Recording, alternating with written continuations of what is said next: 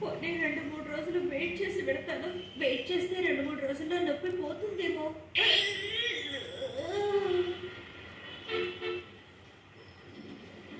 Shinchan school నుంచి వచ్చేసినట్టున్నాడు. నా పట్టి నొప్పి గురించి అసలు చెప్పకూడదు.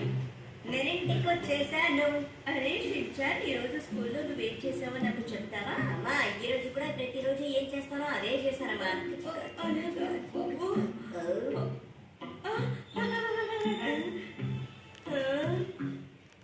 నువ్వు నన్ను ఎందుకలా చూస్తున్నావో చెప్పు షించాన్.